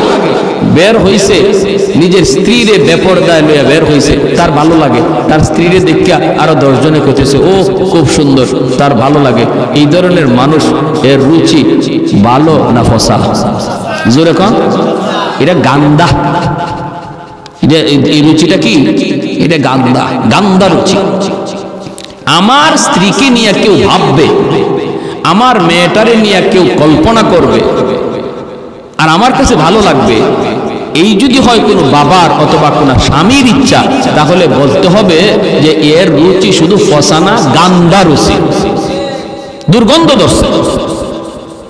এবং হাসরের মাঠে আল্লাহর আদালতে সে যত বড় হাজি হোক, যত বড় নামাজি হোক, আল্লাহর আদালতে সে ধরা খেয়ে যাবে তার স্ত্রীকে বেপরদায় চালানোর কারণে, মেয়েকে বেপরদায় চালানোর কারণে, অধীনস্থ বোনকে বেপরদায় চালানোর কারণে। এই ভাই, এই বাবা, এই স্বামী আল্লাহর আদালতে কাঠগড়ায় দাঁড়াবে। আল্লাহ বলবে তোমার নামাজ লইয়া তো তুমি জান্নাতে যাওয়ারই কথা, আগে স্ত্রীর হিসাব দাও, স্ত্রীরটাও তোমার হিসাব দিতে হবে। মেয়ের হিসাবটা আগে বুঝাও, বোনের হিসাবটা আগে বুঝাও, এরপরে তোমার হজ লইয়া, তোমার নামাজ লইয়া তুমি জান্নাতে যাও। সম্ভব? হ্যাঁ? এজন্য ঘরের মেয়ে, ঘরের স্ত্রী, ঘরের বোনদের পর্দার মধ্যে রাখা দরকার। আসেনি না নাই? আসেনি না নাই? আল্লাহ নবী রহমতের নবী বলেন সালাসাতুন কাদ হারামাল্লাহু আলাইহিমুল জান্নাহ মুদমিনুল খাম ওয়াল আক ওয়াদ দাইয়ুস আল্লাযী ইউকিরু ফি আহলিহিল খুবুস। 3 ব্যক্তির জন্য জান্নাত হারাম, জান্নাত হারাম হয়ে যায় 3 ব্যক্তির জন্য। মুদমিনুল খাম, যে মদ খায়, ওয়াল আক, যে বাপ মার অবাধ্য, তার জন্য জান্নাত হারাম। 3 নম্বরে নবী বলেন ওয়াদ দাইয়ুস আল্লাযী ইউকিরু ফি আহলিহিল খুবুস, ওই পুরুষ যে পুরুষ তার ঘরে ইসলাম বিরোধী কাজ হইতেছে দেখার পরেও বাধা দেয় না। ঘরের অধীনস্থ মানুষগুলি আল্লাহকে নারাজ করতেছে, মেয়েটা বেপরদায় বের হয়, বাবা দেখে, এরপরে বাধা দেয় না। স্ত্রী বেপরদায় ঘুরে, এরপরে বাধা দেয় না। ঘরের মধ্যে নাচ গান চলে, ঘরের মধ্যে আল্লাহকে নারাজ করার অনুষ্ঠান চলে, এরপরেও যে অভিভাবক বাধা দেয় না, নবী বলেন সে পুরুষ দায়ুস, সে হলো পুরুষ দায়ুস, তার জন্য জান্নাত হারাম। তার জন্য কি জান্নাত? সালাসাতুন ক্বাদ হারামাল্লাহু আলাইহিমুল জান্নাহ, মুদমিনুল খামর ওয়াল আaq ওয়াদ দায়ুস আল্লাযী ইউকিরু ফি আহলিল খুবুস আও কামা ক্বালা নবী আলাইহিস সালাম। এজন্য সাবধান, আমরা যারা অভিভাবক, আমার নামাজ নিয়েই যাবি জান্নাতে চলে যেতে পারবো, মোটেও না, মোটেও না। ঘরের হিসাব আমাকে দেওয়া লাগবেই লাগবে, অধীনস্থ মানুষের হিসাব আমাকে দিতেই হবে। আমি যদি নামাজি হই, ছেলেটাকে নামাজি বানানোর চেষ্টা করতে হবে। আমি যদি পর্দা মানি, স্ত্রীটাকেও পর্দার ভিতরে রাখতে হবে, ঠিক কিনা ভাই? আইয়ুব আলাইহিস সালাম, ওনাকে ছাড়তে রাজি না বিবি রহিমা। এলাকার মানুষেরা কয়, রহিমা তাহলে তুমি এলাকা ছেড়ে দাও, এই এলাকায় থাকলে আমরা থাকতে পারবো না, কই তুমি যাইবা, তুমি তাড়াতাড়ি যাও। বিবি রহিমার স্বামীকে নিয়ে তিনি ধরে ধরে, সাইয়্যিদুনা আইয়ুব আলাইহিস সালাম তিনি তো হাঁটা চলাও করতে পারেন না, স্ত্রীকে ধইরে ধইরে তিনি ঘর থেকে বের হয়ে যাচ্ছেন। রে যুবক, যেই মানুষটা ছিলেন এক সময় এই এলাকার বাদশাহ, এই এলাকার রাজা, কোনো কিছুর অভাব তার ছিল না, আজ তার ঘরে পর্যন্ত জায়গা হয় না, ঘর থেকে বের হয়ে যাইতে হচ্ছে। এলাকার মানুষ, প্রতিবেশী কেউ তারে থাকতে দেয় না। রাস্তায় চলে গেলেন স্বামীকে নিয়া। পথিকেরা কয়, রহিমা রাস্তায় তুমি যাইকো না, আমরা এই রাস্তা দিয়ে হাঁটাচলা করি, যদি রাস্তায় তুমি অবস্থান করো, আমরা দুর্গন্ধের কারণে রাস্তা দিয়ে হাঁটতে পারি না। আল্লাহর পয়গম্বর সাইয়্যিদুনা আইয়ুব আলাইহিস সালামকে নিয়ে বিবি রহিমা তিনি চলে গেলেন মাঠে। মাঠে চলে যাওয়ার পর কৃষকেরা দৌড়ায় আসছে। কৃষকেরা আয়া কয়, রহিমা গো, এখানে মাঠে যদি অবস্থান করো তাহলে আমরা কাম কাজ করতে পারবো না, তুমি অন্যত্র কোথাও চলে যাও। তাম পৃথিবীটা যেন ছোট হয়ে আসলো। যেই মানুষটা এই এলাকার এক সময় রাজত্ব করতেন, আজ তার কোথাও জায়গা হয় না রে। ঘরে জায়গা নাই, রাস্তায় জায়গা নাই, মাঠেও জায়গা হয় না। আল্লাহর বান্দি স্বামীকে নিয়ে তিনি জঙ্গলের দিকে রওনা দিলেন। জঙ্গলের কাছে যায় দেখেন একটা ডাস্টবিন। এলাকার মানুষেরা এই জায়গায় আইয়া ময়লা ফালায়। এই ডাস্টবিনের কাছে অনেক দুর্গন্ধ, ডাস্টবিনের দুর্গন্ধ। বিবি রহিমা মনে মনে ভাবতেছে, স্বামী গ, ও স্বামী, কোথাও তো জায়গা হয় না, কেউ থাকতে দেয় না, বসতে দেয় না। আমার তো মন বলে এই ডাস্টবিনের কাছে আমরা থাকার অবস্থান করি, কারণ এই জায়গা দিয়া ডাস্টবিনের দুর্গন্ধের কারণে কেউ আসে না, কেউ যায় না। অতএব যদি আমরা এই জায়গায় অবস্থান করি, কেউ সরাবে না। স্বামীকে নিয়ে ডাস্টবিনের কাছে তিনি থাকার ব্যবস্থা করলেন, এই জায়গায় তিনি থাকবার ব্যবস্থা করলেন। স্বামী তিনি তো আল্লাহর পয়গম্বর, তিনি তো শুয়ে থাকেন। এরকম কোন রকম একটা ঝুপড়ির মতো বানাইয়া স্বামীকে নিয়ে তিনি এই জায়গায় থাকেন। ভাইয়েরা বন্ধুরা, দিনের বেলা মানুষের এলাকায় যায় তিনি কাজ করেন, কাজের বিনিময়ে তিনি কিছু খাবার সংগ্রহ করেন স্বামীর জন্য। এলাকার মধ্যে যান, কাম কাজ কইরা কিছু খানা হালুয়া পাকা স্বামীকে খাওয়ার, চামচ দিয়া খাওয়াইতে পারেন না। চামচটা যদি টুটে লাগে, পয়গম্বর চিৎকার করে হাওমা করে কান্দা উঠে, কারণ টুটটা পর্যন্ত নাই, পোকায় খায়া শেষ করে ফেলছে। দাঁতের জামিটা পর্যন্ত নাই, পোকায় খায়া শেষ করে ফেলছে। যদি চামচ দিয়া খাওয়ান তাহলে ব্যথা পান, ব্যথা পান। হাতও তিনি লাগাইতে পারেন না। একদিন হাত লাগাইছেন, আঙ্গুলের নখটা যেই মাত্র এই জামির মধ্যে লাগছে, নবী চিৎকার করে উঠছেন। সাথে সাথে বিবি রহিমা চোখ দিয়ে পানি ধরা কান্দের, কই স্বামী গ, কেমনে খাওয়াবো গো স্বামী। এই বইলাই তিনি তার জিহ্বাটা বের করলেন। বিবি রহিমা জিহ্বাটাকে তিনি বের কইরা জিহ্বাটার মধ্যে হালুয়া লইয়া এই জিহ্বারে চামচ বানাইয়া স্বামীর মুখের ভিতরে হালুয়া ঢুকাইয়া দেন।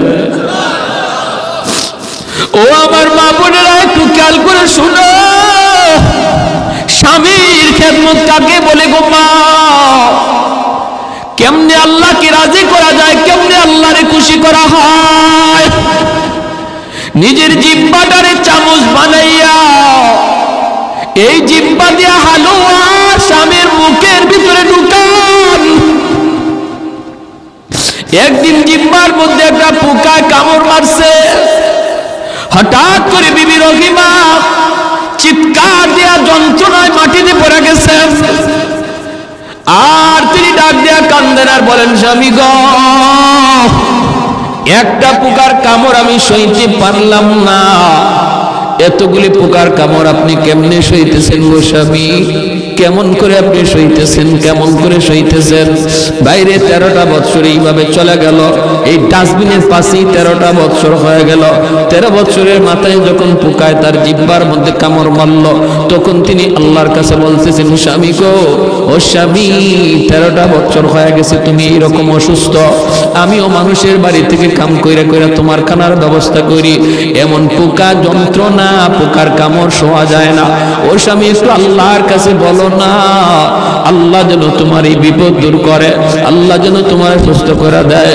এই কথা বলা মাত্র আইয়ুব আলাইহিস সালাম কয়, না গো বিবি, আমি এমন কথা আল্লাহর কাছে বলতে পারবো না। কারণ হলো, আল্লাহ যদি আমাকে জিজ্ঞেস করে, আইয়ুব 70 বছর পর্যন্ত আমি আল্লাহ তোমার সুস্থ রাখলাম, অসুস্থ হইছো মাত্র 13 বছর, এখনো তো 70 বছরের সমানে সমানে হয় নাই, এখনই বুঝি তুমি অস্থির হয়ে গেছো? কি জবাব দিব গো রহিমা, কি জবাব দিব? 70 বছর যদি হয়, তারপরে আল্লাহর কাছে বলবো, মালিক, সুস্থতা আর অসুস্থতা সমানে সমানে হইছে, আল্লাহ তুমি আমাকে এখন সুস্থ করে দাও। 70 বছরের আগে আমি আল্লাহকে বলতে পারবো না। একবার গেলেন মানুষের বাড়িতে, কাম নাই, কাম নাই, পান না। স্বামীর জন্য কেমন করে তিনি খানার ব্যবস্থা করবেন, শেষ দিয়ে দিচ্ছি, বেশি না, আর মাত্র 2 মিনিট। একজন মহিলার বাড়িতে গেলেন, ইহুদি মহিলা, যা বলেন, চাচি একটু খানার ব্যবস্থা আসেনি? মহিলায় কয়, না না, কিছুই নাই, দেওয়ার মতো কিছুই নেই। আল্লাহর বান্দি বিবি রহিমা কয়, চাচি গো, আমার স্বামী একজন আল্লাহর পয়গম্বর অসুস্থ, কুষ্ঠ রোগী, তার সারা শরীর পচে গেছে, আমি তার জন্য একটু খানার ব্যবস্থা করি গো চাচি, একটু খানা দাও, নতুবা কোনো কাম আসেনি, আমার কাম দাও। ইহুদি মহিলা কয়, না, আমার বাড়িতে কোনো কাম কাজ কিছুই নাই, কিছুই নাই, দেওয়ার মতো কিছুই নাই, তুমি চলে যাও, কাজ কাজ দেওয়ার মতো কিছুই নাই। তিনি বলেন, চাচি তাহলে একটু দেও না, হালুয়া একটু পাকাইছো, দিলে তো আমার স্বামীরে খাওয়াইতে পারি। মহিলায় কয়, দিতে পারি, বদলা লাগবে। কয়, বদলা দেওয়ার তো কিছুই নাই। ইহুদি মহিলা কয়, তোমার চুলটা অনেক লম্বা, একটু চুল যদি তুমি আমার কাইটা দাও, তাহলে তোমাকে বিনিময়ে দিতে পারি। আল্লাহর পয়গম্বর সাইয়্যিদুনা আইয়ুব আলাইহিস সালাম, তিনি তো ওই জায়গায় চুপটির মধ্যে আল্লাহ আল্লাহ জিকির করে। ভাইরা বন্ধুরা, এইদিকে বিবি তিনি বলতেছে, না গো চাচি, চুল দেওয়া যাবে না, আমার চুলটা লম্বা হলো, এই চুলটাকে আমার স্বামী লাঠি বানাইয়া বসা থেকে তিনি দাঁড়ায়, আমার স্বামী চুল ধরে ধরে দাঁড়ায়, চুলটা আমি দিতে পারবো না। ইহুদি মহিলা কয়, তাহলে ভাগো, আমার কাছে কিছু নাই। বাধ্য হয়ে তিনি কিছু চুল দিয়া দিলেন। এইদিকে ইবলিস সুযোগ পেয়ে গেছে। ইবলিস আল্লাহর পয়গম্বর সাইয়্যিদুনা আইয়ুব আলাইহিস সালামের কাছে মানুষের বেশ ধরে আইসা বলতেছেন, নবী গো, জানেন না আপনার বিবি রহিমা কেমনে আপনার জন্য খানার ব্যবস্থা করে? বলে, কেমনে? কয়, আমাদের এলাকাতে যায়, চুরি কইরা করে আপনার জন্য খানা নিয়ে আসি। আল্লাহর পয়গম্বর সাইয়্যিদুনা আইয়ুব কয়, অসম্ভব, এটা হতেই পারে না, আমার বিবি নবী পরিবারের মেয়ে, এটা করতেই পারে না, জান যাবে তবুও চুরি করবে না। কয়, যদি বিশ্বাস না হয়, আসার পরে তার চুলটা দেখেন, আজকে চুরি করতে যায় এক জায়গায় ধরা পড়ে গেছে, এজন্য তার চুল কাইটা দিছে। নাউজুবিল্লাহ। আইয়ুব আলাইহিস সালাম কয়, যদি এমনই হয়, তাহলে তারে আমি 80টা দুর্রা মারব। তিনি আসছেন, আসার পরে তাকাইছেন, তাকাইয়া দেখেন চুল কাটা। তখন তো বুঝছেন, তুমি তাহলে চুরি করে আমার জন্য খানা আনো নাকি? বলে, আল্লাহর নবী গো, খোদার কসম, আমি এমনটা করি নাই, আমি এমনটা করি নাই। তাহলে কে বলছে? মানুষের সুরত ধরে একজন আসছিল, সে তো ইবলিস। জিবরাইল আলাইহিস সালাম এখন, নবী গো, ও ইবলিস, আপনার স্ত্রীর ব্যাপারে সন্দেহ করবেন না, সে যা বলছে এটাই সত্য। তাহলে কসম পুরা করবেন কেমনে? 80টা কঞ্চি হাতে নিয়ে একবার স্ত্রীর গায়ে আঘাত দিয়া দেন, কসম পুরা হয়ে যাবে। ওই অবস্থায় আল্লাহ পাক রব্বুল আলামিন জিবরাইলকে পাঠাইছে, জিবরাইল যাও তো আমার আইয়ুবকে যে সালাম দাও। জিবরাইল আমিন এসে সালাম দিছে। নবী সালামের জবাব দিতে একটু দেরি হয়ে গেছে। জিব্রাইল আলামিন কয় নবী গো আপনি যদি সালামের জবাব দিতে দেরি করেন উম্মতে করব কি, উম্মতে করব কি? তখন আইয়ুব আলাইহিস সালাম কয় ভাই জিব্রাইল আমি জবাব সাথে সাথেই দিতে চাইছিলাম, কিন্তু ওই মুহূর্তে আমার জিহ্বার মধ্যে একটা পোকা মাত্র উঠছে খানা খাওয়ার জন্য। আমি চিন্তা করলাম যদি আমি এখন জিহ্বাটা নাড়া দেই জবাব দিতে দেয়া পোকাটা মাটির পড়ে যাবে, হাসরের মাঠে যদি পোকা আল্লাহর কাছে বিচার দেয় আল্লাহ পাঠাইছিলা তোমার নবীর কাছে খানার জন্য, আমারে খাইতে দেয় নাই, মাটিতে ফালাইয়া দিছে, এই ডরে আমি সাথে সাথে জবাব দেই নাই। পোকাটা যখন আমার জিহ্বা থেকে সরছে তখন আমি সালামের জবাব দিছি।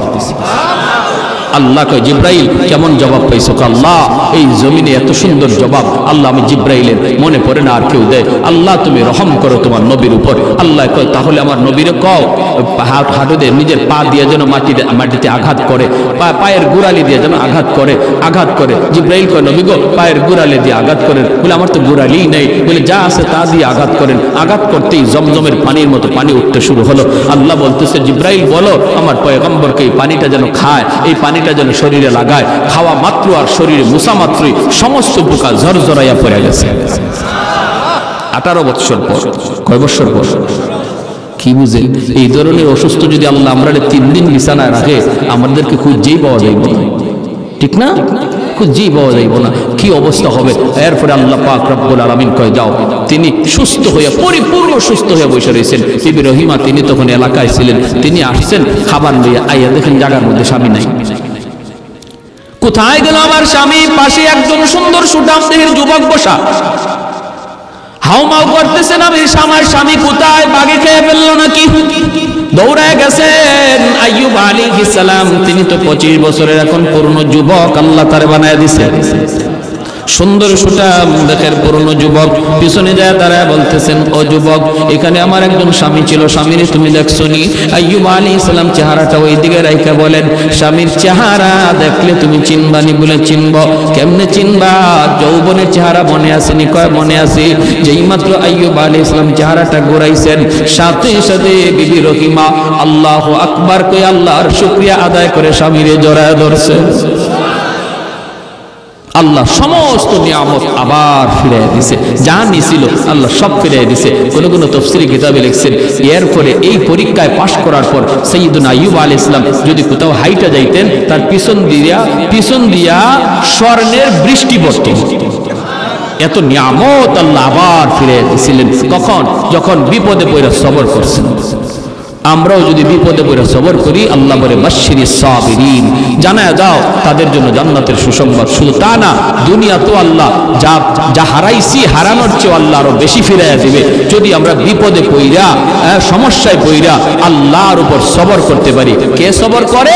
সবরের আলামত হলো বিপদে পইরাও সে মসজিদে যায়, বিপদে পইরাও আল্লাহকে ডাকে। সুস্থ থাকা অবস্থায় সুখে থাকা অবস্থায় যেভাবে আল্লাহরে ডাকছে বিপদে পইরাও একই রকম আল্লাহকে ডাকে, বরং আরো আল্লাহকে ডাকা বাড়াইয়া দিছে, তখন আল্লাহ তার উপর খুশি হয়ে যায়।